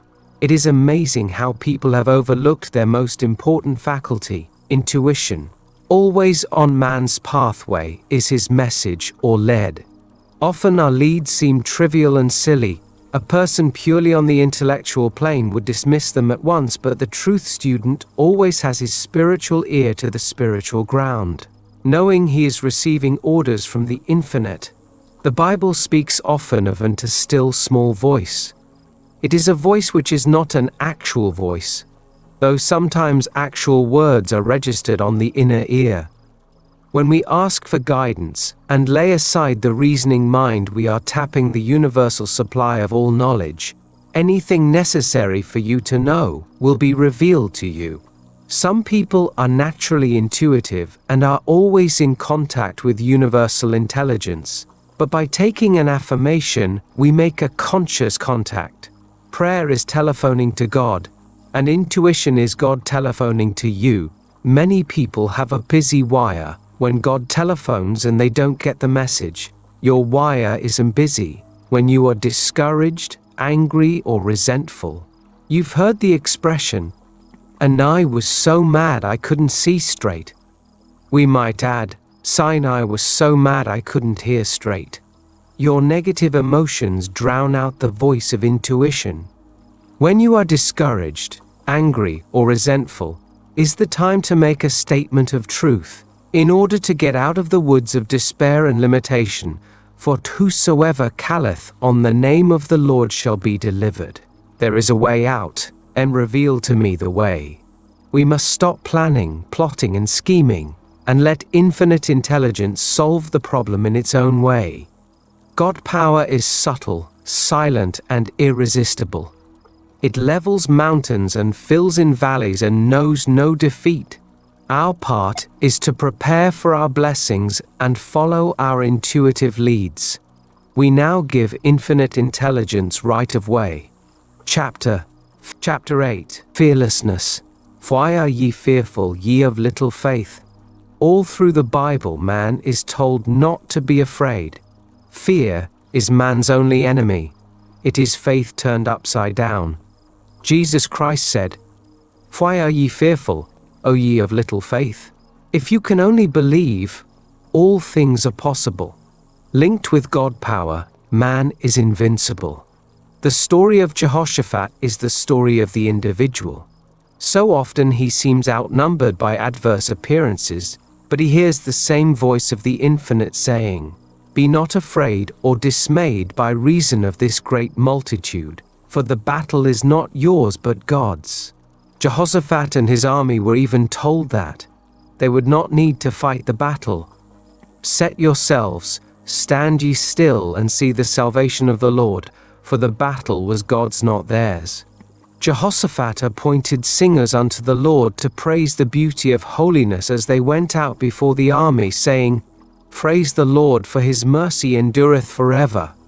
When they came toward the watchtower in the wilderness, they looked toward the multitude, and behold, they were dead. The enemy had destroyed itself. There was nothing to fight. The Bible is talking about states of consciousness. Your enemies are your doubts and fears, your criticisms and your resentments. Every negative thought is an enemy. You may be outnumbered by adverse appearances, but be not afraid or dismayed by reason of this great multitude, for the battle is not yours but God's. As we follow closely the story of Jehoshaphat, we see he advanced making an affirmation, praise the Lord, his mercy endureth forever. He had nothing to say about the enemy, or his own lack of strength. He was giving the Lord his full attention, and when he commenced to sing and praise, the Lord placed ambushments against his enemies, and they were smitten. When you make your statements of truth, your enemy thoughts are vanquished, dissolved and dissipated. Therefore, all adverse appearances disappear. When Jehoshaphat and his army came toward the watchtower in the wilderness, they looked into the multitude, and behold, they were dead. The watchtower in the wilderness is your high state of consciousness, your fearless faith, your place of safety. There you rise above all adverse conditions, and God's battle is won. When Jehoshaphat and his people came to take away the spoils of the enemy, they found among them both riches and precious jewels, more than they could carry away, and they were 3 days in gathering of the spoil. It was so much. That means, when you let God fight the battle for you, great blessings come out of every adverse situation. For thy God will turn the curse into a blessing. For the Lord thy God loveth thee. The ingenuity of the Spirit is amazing. It is pure intelligence and brooks no interference with its plans. It is very difficult for the average person to stand still, which means keep your poise and let infinite intelligence run the situation. People like to rush into the battle and try to manage things themselves, which brings defeat and failure. Ye shall not need to fight in this battle. Set yourselves, stand ye still, and see the salvation of the Lord with you. Tomorrow go out against them, for the Lord will be with you. That means not to run away from the situation. Walk up fearlessly and face the lion on your pathway, and the lion turns into an Airedale. The lion takes his fierceness from your fear. A great poet has said, "Courage has genius, magic, and power in it." Daniel was unafraid, and the lions' mouths were closed. King Darius called to Daniel while he was yet in the lion's den, asking him if God could save him from the lions. And Daniel answered, "O King, live forever. My God hath sent his angels and shut the lions' mouths, that they have not hurt me." We have in this story the subdued attitude of the lions as a result of spiritual power. The entire group changed from ferocity to docility, and Daniel looking away from the beasts to the light and might of spirit, which saved him completely from the lions. Scarcely a day passes without some sort of lion appearing on man's pathway. The lions of lack, limitation, fear, injustice, dread, or forebodings. Immediately walk up to the situation of which you are afraid. If you run away from it, it will always be right at your heels. Many people lose the things they prize or love because they are continually fearing their loss. They do everything possible on the external to ensure protection. But back of it all is the devastating picture of fear. In order to hold the things you prize and love, you must know that they are divinely protected, therefore nothing can harm them. I give the example of a woman who was very fond of a man who was good-looking and popular with women. She decided to prevent his meeting one particular woman of her acquaintance because she was sure the woman would make every effort to cut her out, to use a slang expression. One evening she went to the theater and there he was with the woman. They had met at a card party. Her fears had actually attracted the situation. I knew a woman who had 7 children. She knew they were all divinely protected and they all grew up safe and sound. One day a neighbor rushed in and said, "You had better call your children. They are all climbing up and down trees. They're going to kill themselves." My friend replied, "Sir, no, they're only playing tree tag. Don't look at them and nothing will happen." Like Daniel, she turned her back to the situation and let God take care of it. The average person is a resenter, a resistor, or a regretter. They resent people they know and people they don't know. They resist everything from daylight saving up. They regret what they did or what they didn't do. It is very wearing to be with these people. They exhaust all their friends. It is because they are not living in the wonderful now and are losing all the tricks in the game of life. It is heaven to be unafraid and to live fully in the now. That is, to be fearless in using what we have, knowing back of us is the abundance of the spheres to draw upon. We know that fearless faith and the spoken word release this supply. The power of the word was known in Egypt thousands of years ago. We read in the Bible, "But behold, I make all things new." By our words of truth we can make new our minds, bodies and affairs.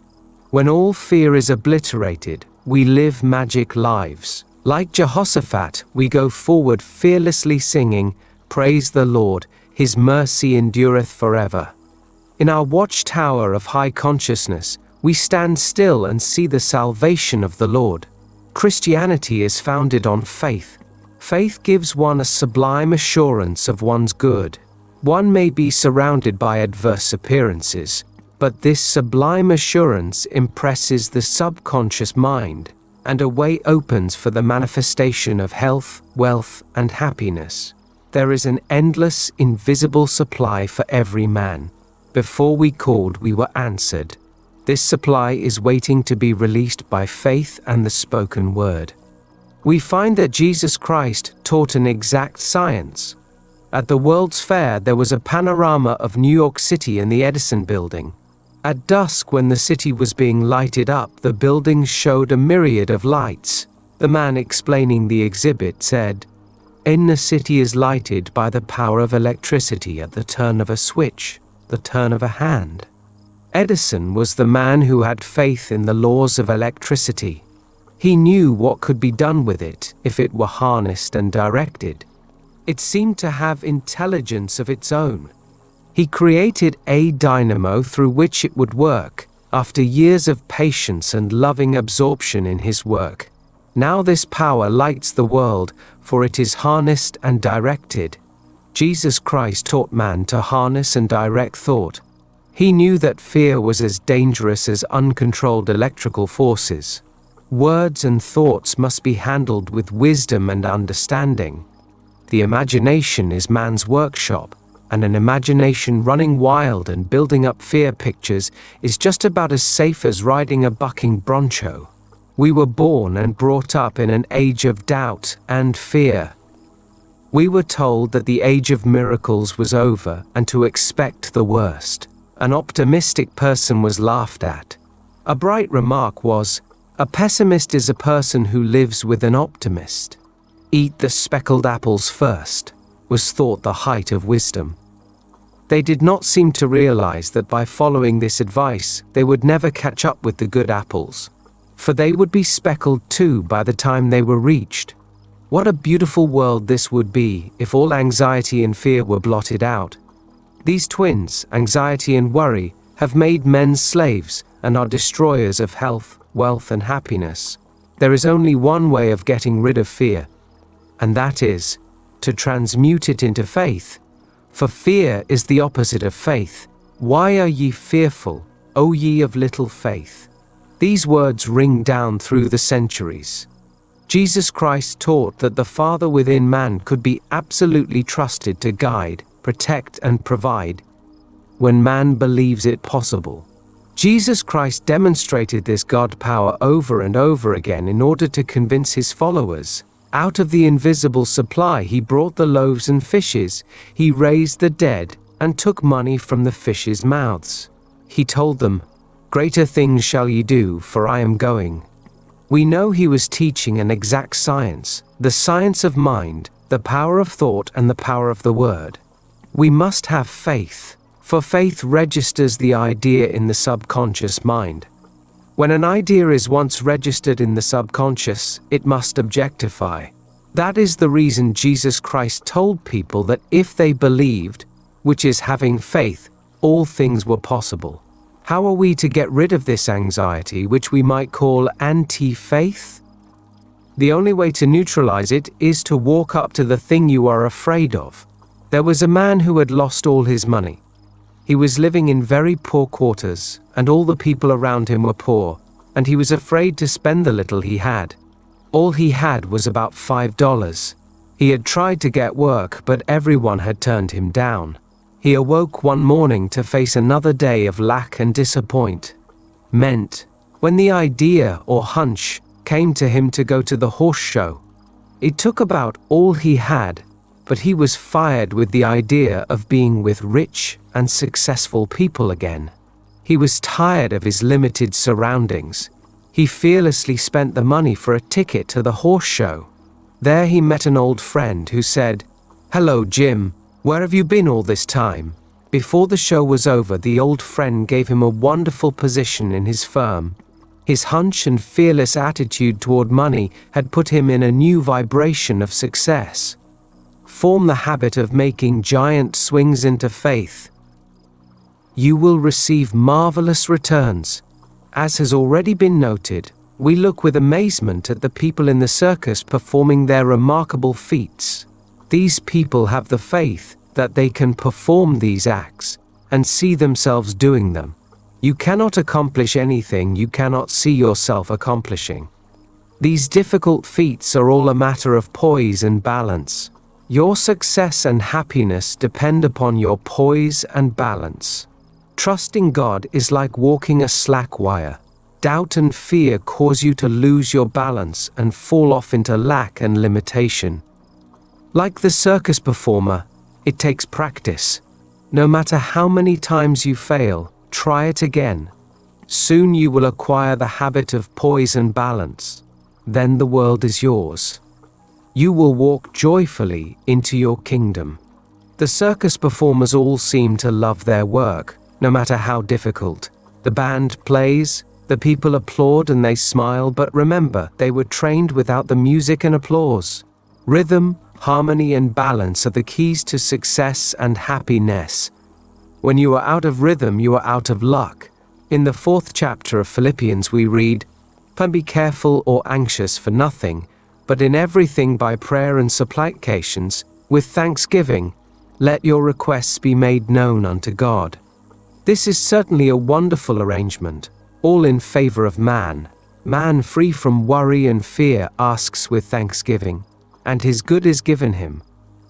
Chapter: Victory and Fulfillment. Victory and fulfillment are two wonderful words. Chapter 9. Victory and fulfillment. Victory and fulfillment are two wonderful words, and since we realize that words and thoughts are a form of radioactivity, we carefully choose the words we wish to see crystallized. Life is a crossword puzzle. The right word gives you the answer. Many people are rattling off destructive words in their conversation. We hear them say, "I'm broke," "I'm sick." Remember, by your words you are justified, and by your words you are condemned. You are condemned by them because they do not return void. Change your words, and you change your world, for your word is your world. You choose your food, and the world is now calorie conscious. People no longer eat buckwheat cakes, beefsteak, potatoes, pie, and 3 cups of coffee for breakfast. To keep down weight, they eat dry toast and orange juice. This is tremendous discipline, but they are working for results. Why not try a diet of the right words? For you are literally eating your words. That is the value of the affirmation. You are deliberately building up a constructive idea in your consciousness. Your consciousness may be crammed and jammed with destructive ideas, but continually making a statement of truth will dissolve these negative thought forms. These thought forms have been built up from your own vain imaginings. Perhaps as a child you were taught that life was hard, happiness fleeting, and that the world was cold and unfriendly. These ideas were impressed upon your subconscious, and you found things just as they were predicted. With a knowledge of truth, all these external pictures may be changed, for they are only pictures, which change as your subconscious beliefs change. When I tell people about the power of the word, and that words and thoughts are a form of radioactivity and do not return void, they say, "Oh, is it as easy as that?" Many people like things difficult and hard to understand. I believe that was the reason the amazingly simple teachings of Jesus Christ were forgotten after a few hundred years. People build up creeds and ceremonies which they only half understand. Now, in this 20th century, the secret things are being revealed, and we are again having primitive Christianity. Ask, believing, thou shalt receive. We know that our beliefs or expectancies are impressed upon the subconscious and carried out. We might say, if you ask, not believing, you will not receive. Faith creates expectancy. This infinite intelligence upon which man draws his supply is called, by Jesus Christ, your heavenly Father. The Father within, he described as a kind, loving parent, desirous of pouring all good things upon his children. Fear not, little flock, 'tis your Father's good pleasure to give you the kingdom. He taught that God's law was simply a law of love and good will. Love your neighbor as yourself. Do unto others as you would be done by. Any violation of the law of love causes a short circuit. The way of the transgressor is hard. God is immutable law. I am the Lord law, I change not. Divine ideas are immutable, not subject to change. What wonder, full words, immutable, not subject to change. A woman came to me filled with fears and forebodings. She said for years she had been pursued by the fear that even if she should receive the desire of her heart, something would happen to spoil it. I gave her the statement. The divine plan of your life is a perfect idea in divine mind, incorruptible and indestructible, and cannot be spoiled in any way. A great load was lifted from her consciousness. For the first time in years she had a feeling of joy and freedom. Know the truth, and the truth gives you a sense of freedom. Soon then comes the actual freedom on the external. This supreme intelligence is what man becomes one with when he speaks the word. This supreme intelligence awaits man's direction, but it must have right of way, it must not be limited. Divine activity in your body brings health. There is only one disease, congestion, and one cure, circulation. Congestion and stagnation are the same thing. People say they have got into a rut. A new idea will take them out of a rut. We must get out of the rut of negative thinking. The word enthusiasm in the dictionary is defined, to be inspired or possessed by a god. Enthusiasm is divine fire and kindles enthusiasm in others. To be a good salesman, you must be enthusiastic about the articles you are selling. If you are bored with your business or uninterested, the fires go out, and no one else will be interested. A woman came to me for success in business. She said, I have a shop, but it is usually empty. I do not bother to open it until late in the day. What's the use? I replied, there is indeed no use so long as you feel the way you do. You are keeping people away. Become enthusiastic over what you have to sell. Be enthusiastic about yourself. Be enthusiastic about the God power within you, and get up early to open your shop and be ready for the big crowd. By this time, she was all wound up with divine expectancy. She dashed down to her shop as early as possible, and people were waiting outside and poured in all day. People often say to me, "Treat my business." I say, "No, I will treat you, for you are your business." Your quality of thought penetrates every article for sale and all the conditions connected with it. Jesus Christ was divinely enthusiastic about the message he had to bring to the Father within each man. He was enthusiastic about faith. He told the people that whatsoever they ask in his name would be given them. It was a message of asking and receiving. He told them just how to comply with spiritual law. Ask believing, thou shalt receive. When ye pray, believe ye have it. Why are ye fearful, O ye of little faith? After 2,000 years, his divine fire is rekindled in the consciousness of all truth students. We are having a Christian renaissance, a new birth, a revival of Christianity. He taught a universal principle, without creed or ceremony.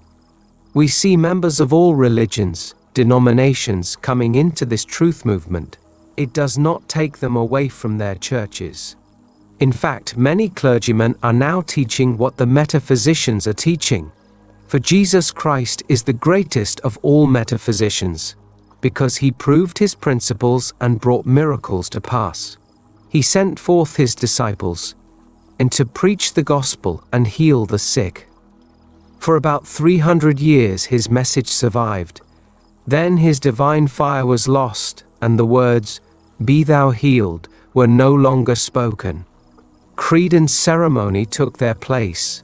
Now we see people flocking to these truth centers to be healed, blessed, and prospered. They have learned to pray aright and have understanding faith. A woman told me of an answered prayer. Her son wrote her that he was going to Southern California on a business trip in his car. She read in the morning paper of a flood, and she immediately spoke the word for divine protection. She had a great feeling of security. She knew he would be protected. She soon heard from him, saying some business had interfered with his leaving, so he was detained.